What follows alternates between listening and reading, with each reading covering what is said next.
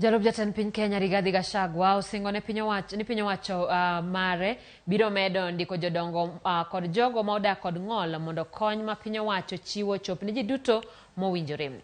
Mana kaka Edwin Okoth leronwa, piny owacho bende pod jiwo jopur mondo ndikre kaka yo mar neno ni giyudo mbolea ma nengone ni piny ma ichiwo kod migawo mar pur.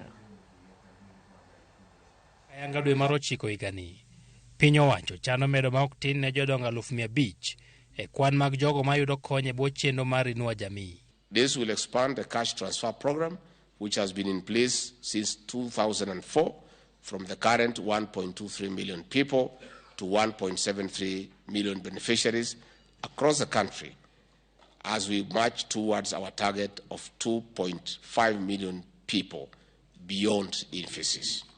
Under this phase, we will treat with priority persons aged 70 years and above, while strategically assigning numbers of orphans and vulnerable children and persons with severe disabilities based on population and population indexes. Gachagua wacho ni ma en achiel kuom okenge mag golo ting' mar rito jodongo kod nyithi kiye ma osebet ka tur anyuola. Ruodhi kod jotelo moko mag piny owacho ma yudore e gwenge koro biro kawo ting' mar ndiko jodongo, kama jodong gweng' biro timo nonro mar neno ni jogo ma onego yud kony ok owe oko.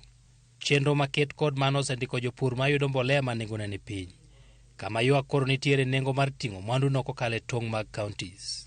As for the governors, I request you to consider Governor Wetu, talk to Waiguru and the other governors, to consider waiving cess for this subsidized fertilizer. It doesn't make sense to collect cess along the way from Mombasa, because we will have to load that cost to the farmer.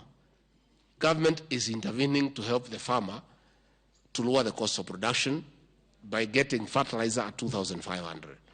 So I'm making a special appeal to the Council of Governors and the governors, given that the national government is spending money on a devolved function to assist the farmers. Hata nyinyi mrudishe mkono. Gachagua bang'e ne oromo kod jotelo mawuok e gwenge ma ipidho e kahawa, kaachiel kod jood bura mag Senate, kama ne osingo ni lokruok matimore pur mar kahawa ok bi chung' kata matin. The political goodwill is 100%, and the president has already instructed that the National Treasury is on standby. In case these cartels refuse to buy coffee to create an artificial crisis to stop us from the reforms, the National Treasury will set aside money to buy coffee from the farmers as we push these reforms. So I want to tell these cartels that trick of stopping to buy coffee to create a crisis will not work. We are going to put money. Medo ndiko jodongo kod jogo man kod ng'ol. Kata kamano timore kinde ma piny owacho ne owaro budget mar chenrono nyaka siling bilion 38 gi milion 200, ka opim kod siling bilion 39 gi milion 500 mane oket thenge higa mokalo. Moko kuom jopur bende osebet ka ywak ni kata bang' ndikore e chenro mar yudo mbolea, kony ma kamano pok ochopo negi. Edwin Okoth, Ramogi TV, Nairobi.